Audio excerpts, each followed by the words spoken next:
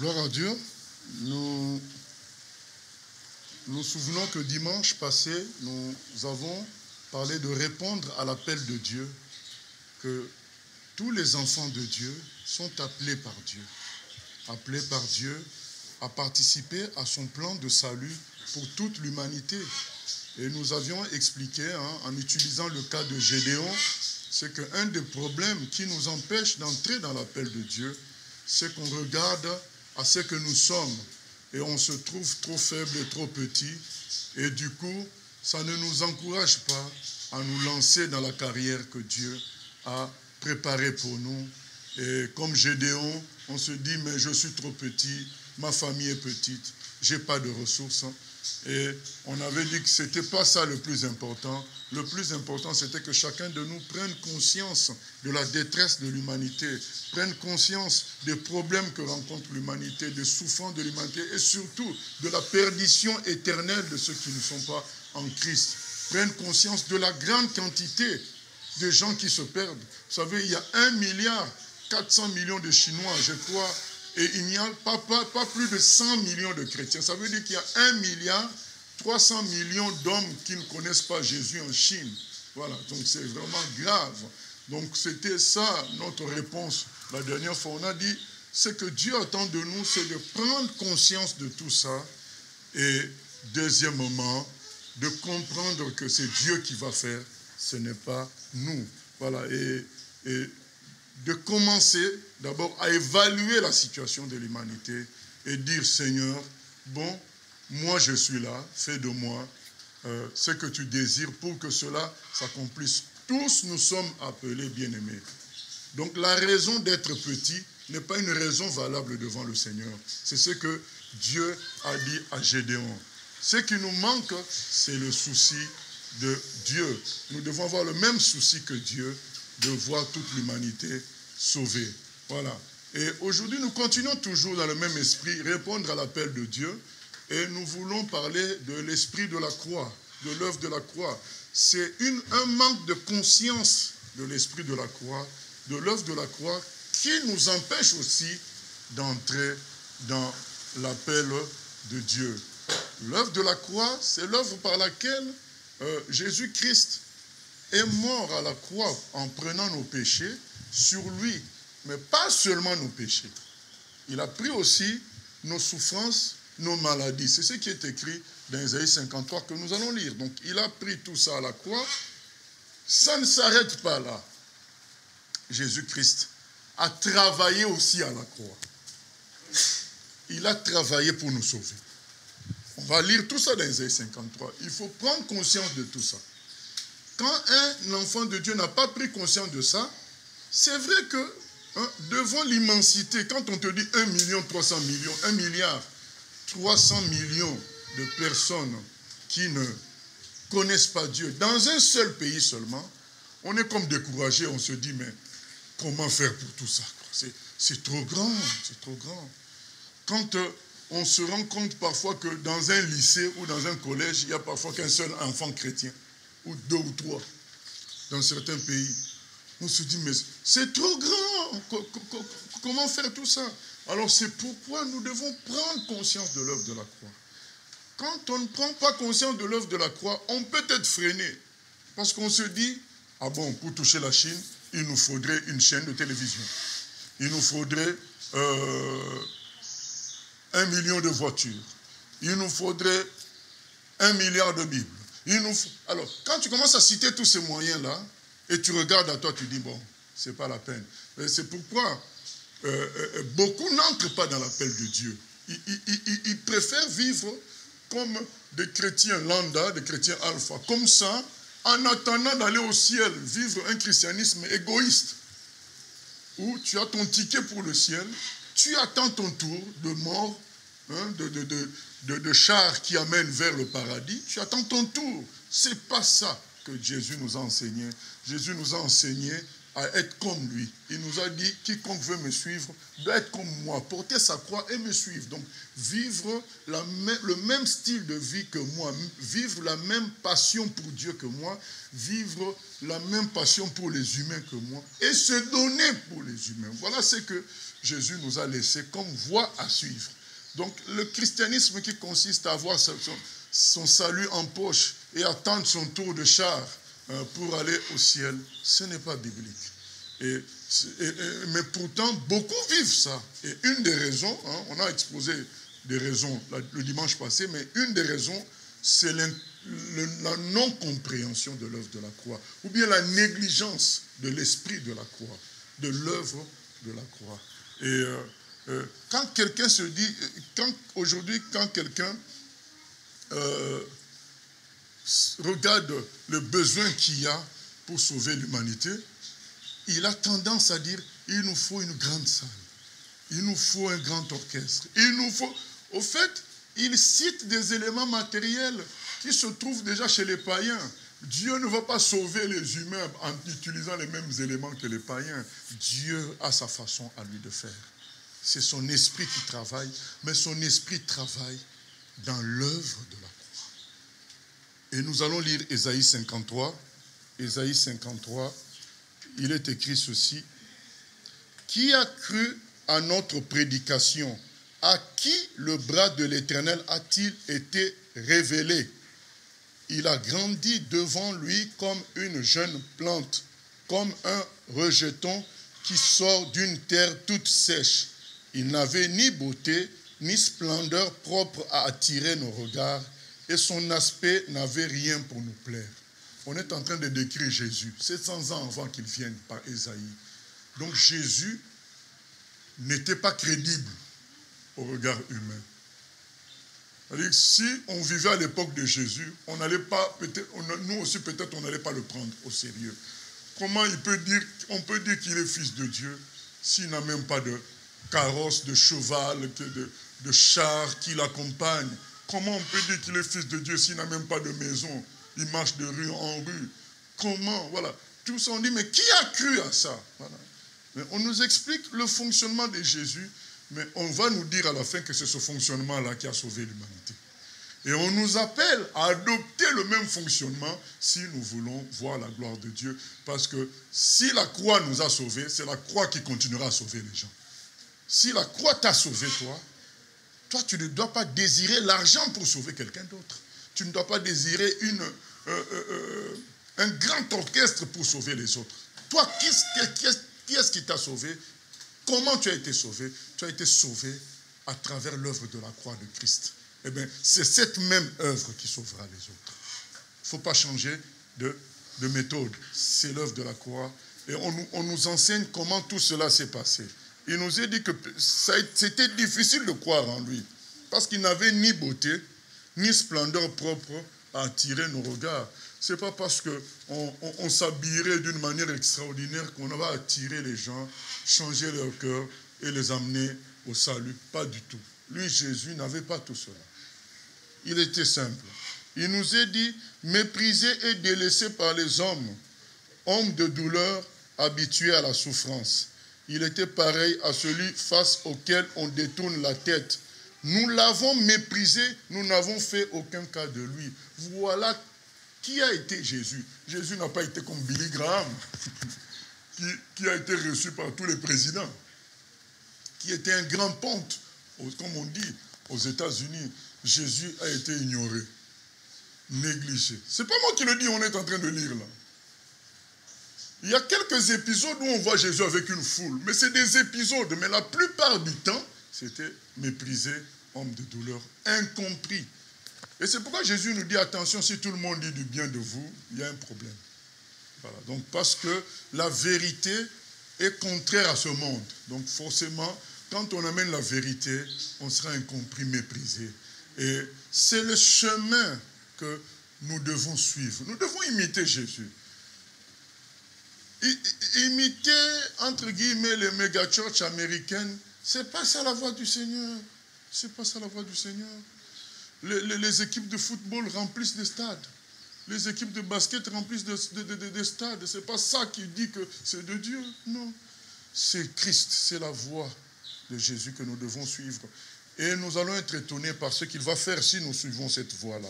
Il est écrit au verset 4, pourtant, ce sont nos souffrances qu'il a portées. C'est de nos douleurs qu'il s'est chargé. Et nous l'avons considéré comme puni, frappé par Dieu et humilié. Donc, tout ce qui se passait là, pourquoi une telle simplicité? Pourquoi une telle vie? Mépriser homme de douleur? Parce qu'en réalité, tout ça, c'est la conséquence en même temps des péchés de notre vie qu'il portait. Donc, c'est à cause de tout ça qu'il connaît une vie difficile. C'était, en quelque sorte, notre salut qu'il était en train d'obtenir. Il est écrit ceci, mais lui, il était blessé à cause de nos transgressions, brisé à cause de nos fautes. La punition qui nous donne la paix est tombée sur lui, et c'est par ses blessures que nous sommes guéris. Nous étions tous comme des brebis égarées, chacun suivait sa propre voie, et l'Éternel a fait retomber sur lui nos fautes à tous. Il a été maltraité, il s'est humilié et n'a pas ouvert la bouche. Pareil à un agneau qu'on mène à l'abattoir, à une brebis muette devant ceux qui l'attendent. Il n'a pas ouvert la bouche. Voilà ce que Jésus a accompli. Donc, il ne devait pas ouvrir la bouche, parce que s'il ouvrait la bouche, nous ne serions pas sauvés. Il devait rester comme un agneau, sans rien dire, sacrifié à notre place. Donc c'est sur lui que Dieu a fait retomber la colère qui devait tomber sur nous. C'est comme ça qu'il a été crucifié à la croix. À la croix, Jésus a pris donc le péché de toute l'humanité. Et il a été jugé pour cela, condamné à la croix. C'est ça qui doit nous stimuler. C'est ça qui doit nous inspirer. C'est ça qui doit nous encourager à aller accomplir Matthieu 28, 18, 20. Allez, faites de toutes les nations des disciples. Parce que Jésus les a déjà sauvés en quelque sorte à la croix. C'est comme si on nous a envoyé dire aux gens de tout ce quartier que leur dette d'électricité, leur dette de téléphone, tout ça a été payé par l'État français. Donc nous, on nous demande d'aller leur dire seulement que c'est fait. Ils ne sont plus obligés d'être tristes, ils ne sont plus obligés d'être abattus, puisque ils ne sont plus obligés de vivre dans la magouille parce que leur dette a été payée par l'État français. Donc Dieu nous dit, dites à tous les hommes, ils ne sont plus obligés d'être esclaves du péché, ils ne sont plus obligés de marcher sur le chemin de l'enfer. Ils ne sont plus obligés d'aller à la perdition éternelle, puisque Jésus, mon fils, a déjà réglé le problème de salut à la croix. Voilà ce que nous allons dire à tout le monde. Pourquoi tu te laisses esclave de l'alcool, esclave de la prostitution? Tu n'es plus obligé, parce que la chose qui te rend esclave a été déjà vaincue à la croix par Jésus pour toi. Tu n'es plus obligé de continuer cette vie-là. Voilà le message de l'évangile. Et souvent, nous ne nous lançons pas. Je ne dis pas que tout le monde doit aller dans les rues se parler. Je dis tout simplement que nous n'agissons pas, nous ne contribuons pas parce que nous avons l'impression que il y a trop à faire, trop. Non, Christ a déjà tout fait à la croix. Nous maintenant, notre part à nous, c'est de dire ça aux gens que Jésus a déjà fait à la croix. L'esprit de la croix est nécessaire si on veut répondre à l'appel de Dieu. Parce que s'il n'y a pas l'esprit de la croix, tu ne seras pas à l'aise. Parce que tu te diras, mais il y a trop à faire, c'est trop grand. Mais quand tu sais qu'à la croix, Jésus a déjà fait pour toi, a déjà fait le travail, c'est différent. Tu sais que tu as un rôle à jouer. On va y revenir. Tu sais que tu as un rôle à jouer, tu n'as qu'à respecter ton rôle. Vous savez, quand on regarde un avion, vous savez, Airbus 350, Airbus A380, mais quand vous comprenez qu'il n'y a que 3 personnes qui vont diriger ça, qui vont faire monter, vous vous dites, mais comment est-ce possible? Oui, chacun de ces 3-là respecte son rôle. il y a un qui va appuyer là, l'autre qui va appuyer là, l'autre, son travail, c'est de dire, on a fait A, oui, on a fait B, oui, chacun. Donc quand chacun respecte son rôle, c'est là que l'avion peut monter et on se retrouve passé de Cayenne à Paris. Parce que chacun des trois là respecte son rôle. Voilà l'appel de Christ pour nous. Déjà, comprendre l'esprit de la croix.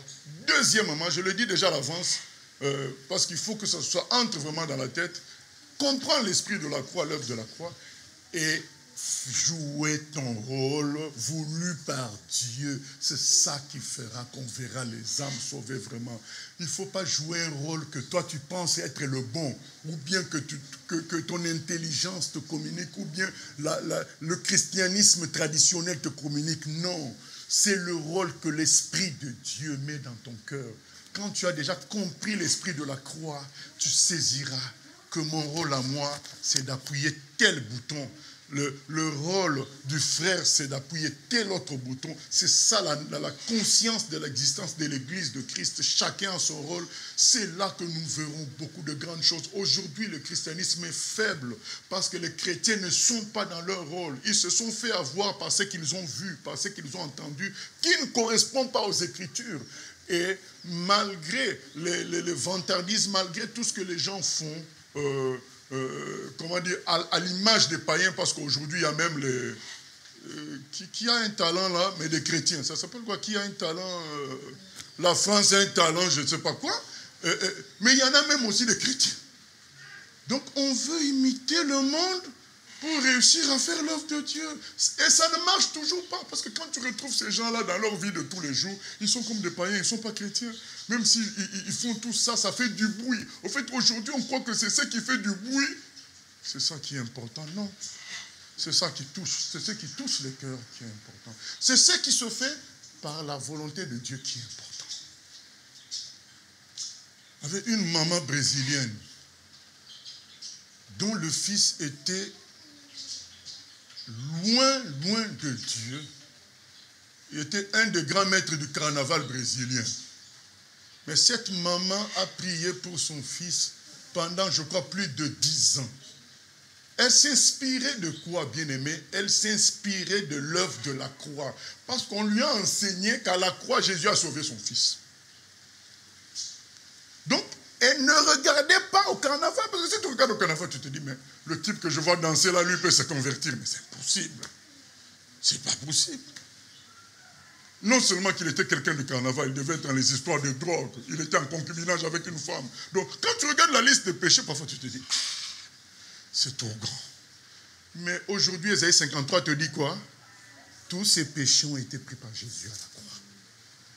Donc, c'est comme si on va dire, monsieur, n'aie pas peur du carnaval, ça a été porté à la croix. Tu peux venir à Jésus. Tu seras libéré réellement. Bien-aimé, elle a prié comme ça. Vous savez comment ce garçon-là a été sauvé?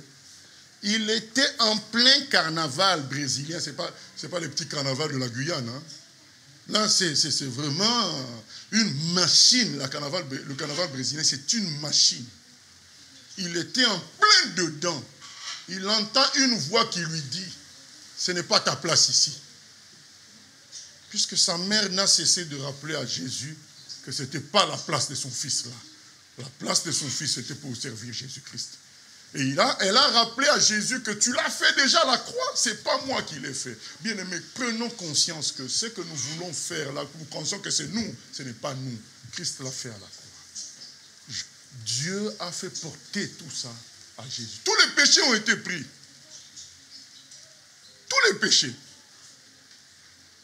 Même les gens qui vont pécher dans 15 ans, ça a été déjà pris par Jésus à la croix. Donc il faut leur dire, mais oh, pourquoi vous traînez avec quelque chose qui a été déjà pris à la croix? Sortez de là. Bien-aimé, en plein carnaval, il entend une voix qui lui dit, ce n'est pas ta place ici. Il veut forcer. Le goût du carnaval disparaît. Tu as déjà, les gens qui ont eu un peu de Covid, il y en a qui ont manqué de goût et d'odorat.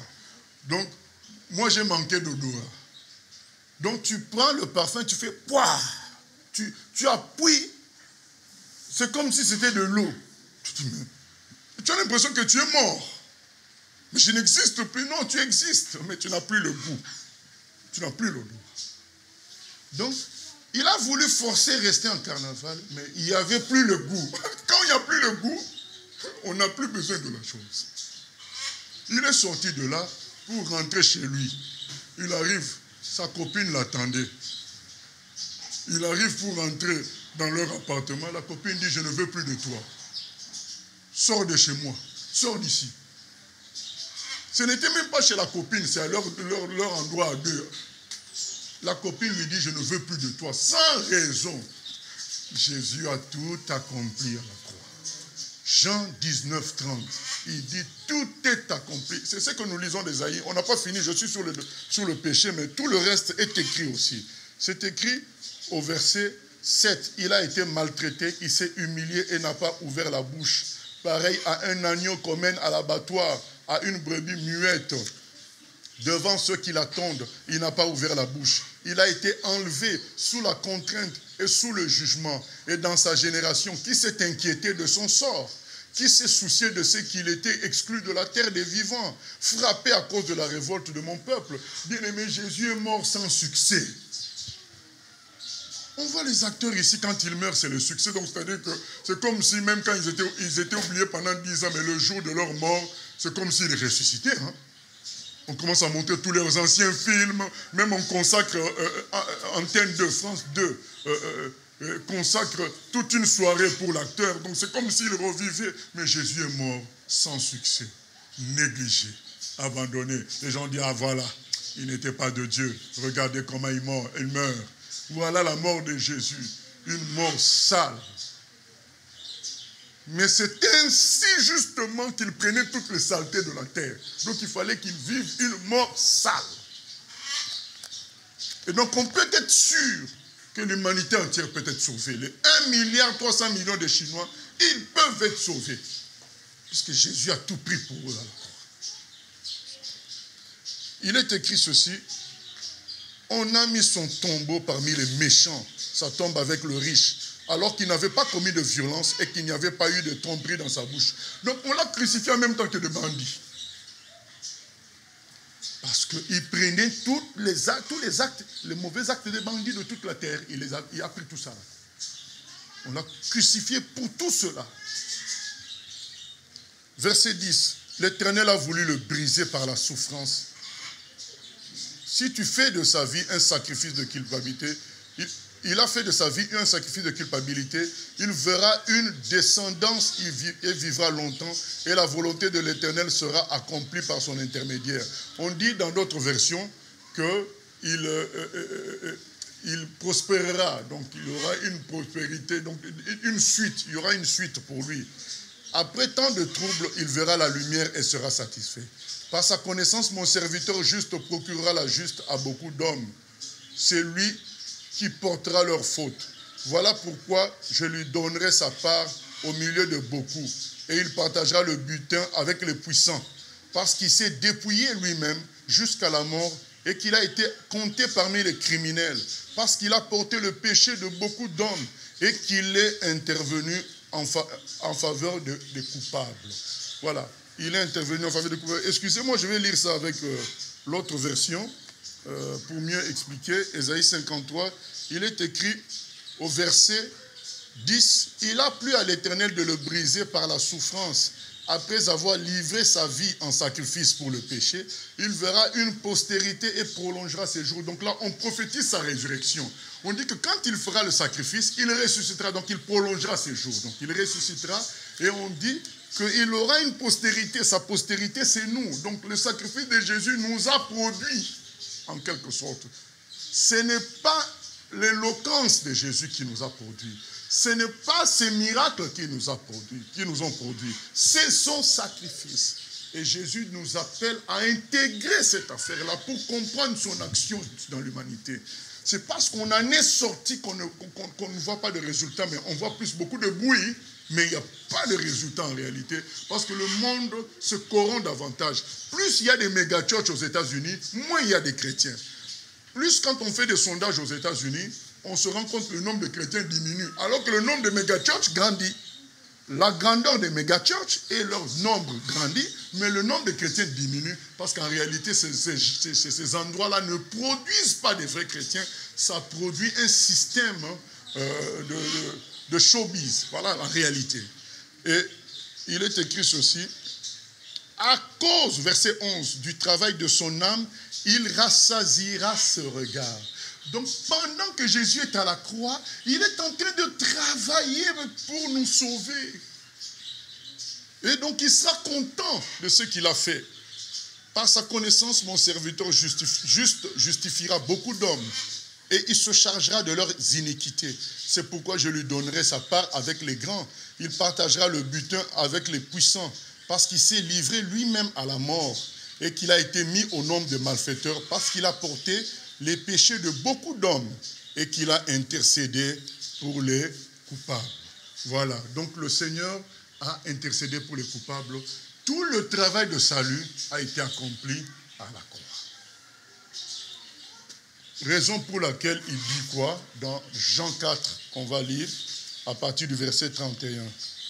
Jésus est conscient que le travail, c'est lui qui l'a accompli. Le travail, c'est son esprit qui l'a préparé et c'est Jésus qui l'a accompli. Et on lit donc dans Jean 4, 31, il prévient les disciples. Il leur communique l'esprit de ce qu'on est en train de prêcher. Il leur dit ceci. Pendant ce temps, les disciples le pressaient en disant, « Maître, mange. » Mais il leur dit, « J'ai à manger une nourriture que vous ne connaissez pas. » Les disciples se disaient donc les uns aux autres, « Quelqu'un lui aurait-il apporté à manger ?» Jésus leur dit, « Ma nourriture est de faire la volonté de celui qui m'a envoyé et d'accomplir son œuvre. » Jésus nous dit ce que j'ai dit tout à l'heure là. Respecter l'ordre de Dieu, la volonté de Dieu pour toi, c'est ça qui doit être notre nourriture, notre façon de vivre. Être à la place où on t'attend pour appuyer un bouton vert ou rouge, c'est ça ta place. Il faut être à la place où Dieu t'attend, pas à la place selon ton intelligence. Il a dit, ma nourriture, ma vie, c'est de faire la volonté de mon Père. Aujourd'hui, malheureusement, la vie de beaucoup de chrétiens, c'est leur vie. Mais ils ont une partie de leur vie qu'ils donnent à Dieu. Une réunion de prière, ceci, cela. Mais leur vie, c'est leur vie. Mais or, Jésus est en train de dire, ma nourriture, ma vie, c'est Dieu. Et de faire la volonté de mon Père. C'est ce que Jésus dit. Quelle différence! Nous devons prendre cet esprit-là, l'esprit de la croix. Ma vie, c'est de faire la volonté de mon Père. Être à la place où je dois être selon la volonté de mon Père. Il dit ceci au verset 34 et 35. Ne dites-vous pas qu'il y a encore 4 mois jusqu'à la moisson? Eh bien, je vous le dis, levez les yeux et regardez les champs. Ils sont déjà blancs pour la moisson. Celui qui moissonne reçoit un salaire et amasse du fruit pour la vie éternelle, afin que celui qui sème et celui qui moissonne se réjouissent ensemble. Jésus nous dit que la moisson, c'est-à-dire le salut des âmes, c'est facile. Il dit que les âmes sont déjà là. Comment ils peuvent être déjà là? Parce qu'il les a gagnés déjà à la croix. Il dit aux disciples, ça y est. Vous allez me dire aussi, mais oui, mais là, il n'est pas encore allé à la croix. Dieu n'a pas de temps. L'œuvre de la croix, c'est une œuvre éternelle. Donc, quand Jésus parle comme ça, donc, il sait qu'il va aller à la croix et cette œuvre-là va compter pour tout le temps. Donc, il dit, la moisson est déjà blanchie. Donc, je vais relire ça. Le verset 35. Ne dites-vous pas qu'il y a encore 4 mois jusqu'à la moisson? Eh bien, je vous le dis, levez les yeux et regardez les champs. Ils sont déjà blancs pour la moisson. Donc, c'est déjà prêt à accueillir. Le salut de l'humanité est possible. Il est possible parce que Jésus l'a obtenu à la croix. Ce n'est pas nous qui l'obtenons, c'est Jésus qui l'a obtenu à la croix. On nous demande d'aller cueillir. Vous voyez la différence? On va cueillir ce que Jésus-Christ a fait à la croix. Alors, verset 36. Celui qui moissonne reçoit un salaire et amasse du fruit pour la vie éternelle, afin que celui qui sème et celui qui moissonne se réjouissent ensemble. Voilà. Verset 37. En effet, en cela cette parole est vraie, l'un sème et l'autre moissonne. Je vous ai envoyé récolter une moisson qui ne vous a pas demandé de travail. D'autres ont travaillé et vous êtes rentrés dans leur travail. Jésus dit clairement, quand nous allons gagner des âmes, ce n'est pas nous qui avons travaillé, on a récolté.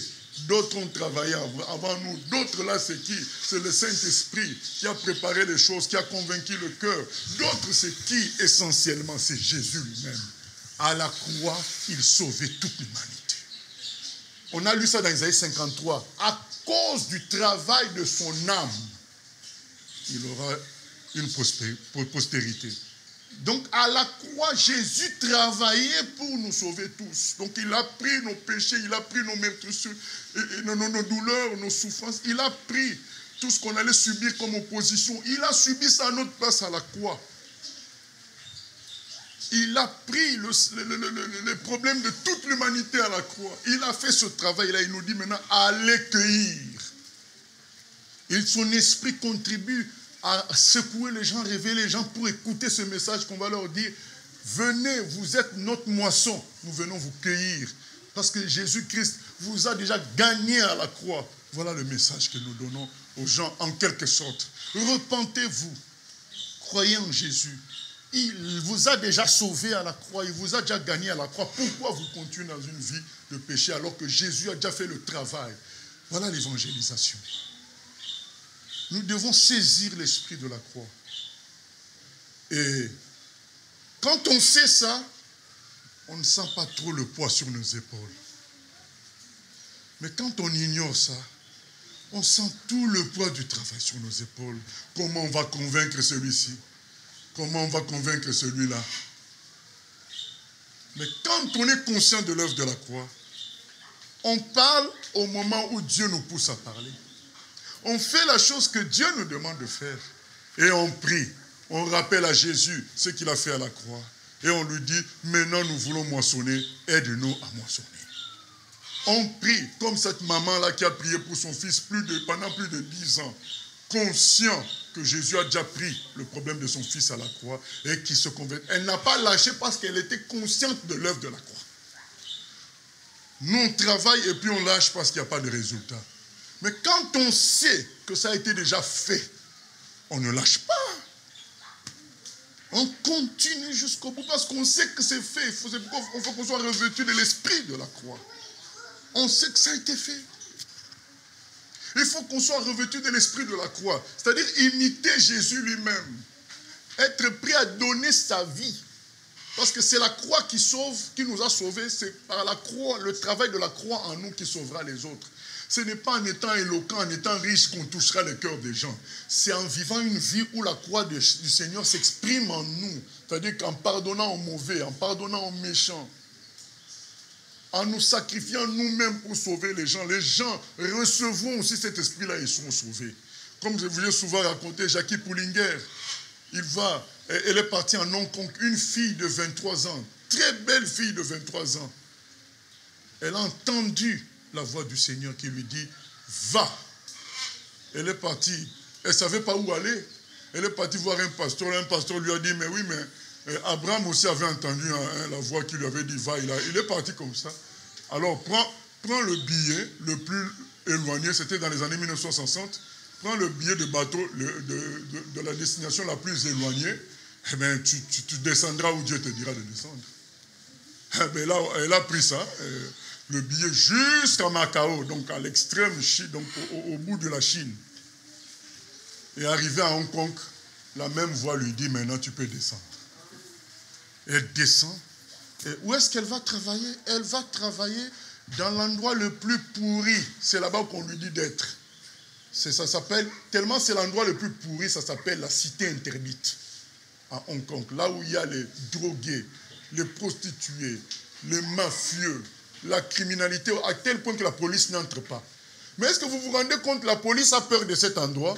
Mais une fille étrangère, anglaise de 23 ans qui va vivre là-bas dans cet endroit, qui va travailler plutôt là-bas. Elle va y vivre après, mais dans un premier temps, elle va travailler là-bas. Mais bien aimé, elle a fait des années, elle a travaillé là-bas. On ne l'a jamais brutalisée ni touchée. D'ailleurs, à un moment donné, même les bandits la respectaient. Ils l'appelaient la sainte parce qu'elle dégageait la gloire de Dieu. Elle était en train de vivre l'œuvre de la croix. C'est-à-dire qu'elle-même, elle devenait Jésus. Elle se sacrifiait pour les gens de Hong Kong, pour les gens de la cité interdite. Et donc, elle dégageait la même onction que Jésus de résurrection. Personne ne pouvait la toucher. Et même si on la touchait, ça restait toujours l'œuvre de la croix. C'est ainsi qu'après 2 ans de 0 résultat, elle a tout essayé, mais elle comptait sur le Seigneur. 0 résultat. Après 2 ans, le Seigneur a commencé à agir. Et un jour, elle est partie visiter un mafieux en prison pour lui parler une énième fois du Seigneur. Elle lui avait déjà parlé. Elle est partie encore le visiter. Elle lui a dit, mais tu vois, je te parle du Seigneur, tu ne veux pas arrêter avec le banditisme. Regarde, tu te retrouves maintenant en prison. Le mafieux continue toujours à dire, je ne veux pas de ton Dieu, je ne veux pas de Jésus. Et elle est sortie de là. Ensuite, 2 ans après, elle rencontre cet homme dans la rue. Cet homme lui dit, je suis devenu serviteur de Dieu. Elle dit, mais ce n'est pas possible. Qu'est-ce qui s'est passé? Moi, la dernière fois qu'on s'était vu, tu avais refusé Jésus. Il a dit, oui, mais quand tu es sorti de la prison, j'ai vu que tu étais triste. J'ai vu que tu étais très triste. Alors ça m'a posé la question, pourquoi elle peut être triste pour moi comme ça? Pourquoi elle peut être si triste pour moi? Pourquoi elle peut prendre son temps pour venir me visiter en prison, alors qu'elle peut faire beaucoup de choses? Moi qui suis mauvais. Ça l'a poussé à réfléchir, c'est là qu'il rencontre le Seigneur. Bien-aimé, c'est l'œuvre de la croix qui sauvera les gens. L'œuvre de la croix en nous, ce n'est pas notre popularité, ce n'est pas notre puissance matérielle, non. C'est si nous laissons l'œuvre de la croix se faire en nous, c'est là que d'autres seront sauvés. Les plus méchants peuvent être sauvés parce que Christ à la croix a pris tout cela. Bien-aimés, ne désespérons pas. Prenons l'esprit de la croix. Laissons cette œuvre de la croix s'opérer en nous. Et respectons les consignes du Seigneur. Voilà les trois choses que j'ai voulu partager aujourd'hui. D'abord, ce que Jésus a accompli. Il a sauvé toute l'humanité à la croix. Et deuxièmement, il nous appelle à laisser cette œuvre de la croix s'opérer aussi en nous. Parce que si ça nous a sauvés, nous, c'est comme ça que ça va se répéter et sauver les autres. Il faut que cette œuvre de la croix s'opère en nous-mêmes. Que nous ne cherchions pas à être forts pour faire les choses, mais que nous laissions l'œuvre de la croix s'opérer en nous-mêmes. Et troisièmement, qu'on respecte les consignes du Seigneur. Comme il dit, ma nourriture, c'est de faire la volonté de mon Père. Que ce soit le Seigneur que je suive. Ce n'est pas une méthode. Vous savez, bien aimé, moi, j'ai fait l'œuvre de Dieu dans la région parisienne. J'ai vu toutes sortes de méthodes. On ne parlait que de méthodes. Tel prédicateur va vous dire, il faut prier à 3 heures du matin. Un autre va vous dire, c'est à 6 heures du matin. Un autre va vous dire, c'est à minuit qu'on taille les démons. Alors, donc, finalement, vous n'allez jamais dormir. Parce que, donc, il faut suivre. Il y avait toutes sortes de méthodes. Toutes sortes de méthodes. Un autre, pour commencer le ministère, il faut jeûner 40 jours. Bien aimé, on a fait toutes sortes de méthodes. On s'est épuisé physiquement. Avant le temps. Mais le Seigneur, dans sa miséricorde, nous a ramenés à comprendre l'œuvre de la croix, à comprendre ce que Jésus a accompli et à maintenant fonctionner selon cette œuvre-là. Et donc nous ne regardons pas aux apparences, nous regardons à l'œuvre de la croix. Nous ne regardons pas au refus des gens de croire en Jésus, nous regardons à l'œuvre de la croix. Et nous savons que si nous respectons les consignes du Seigneur, il nous surprendra par la puissance de la résurrection qui va se manifester, par la puissance du Saint-Esprit qui va se manifester. Continuons, bien-aimés, à fonctionner selon l'œuvre de la croix. Soyons des imitateurs de Christ et respectons les instructions du Saint-Esprit. Nous verrons la gloire de Dieu. Nous allons prier, que Dieu nous aide. Seigneur, nous venons prier que tu nous aides à réaliser l'œuvre de la croix. Seigneur, que c'est par cette œuvre que tu as sauvé et que tu continueras à sauver. Nous sommes appelés à imiter ton fonctionnement, à accepter de paraître comme petit et perdant, comme toi tu as paru, comme puni, frappé de Dieu, à cause de ton respect de la mission que Dieu t'avait confiée d'aller jusqu'à la croix. Que nous acceptions cette mission d'être simple, d'être à ton image. Et même si on va être considéré comme échouant, mais que nous persévérions. Comme toi tu as persévéré, et à ta mort, le 3e jour, la résurrection t'a justifié. Tu as été déclaré fils de Dieu avec puissance.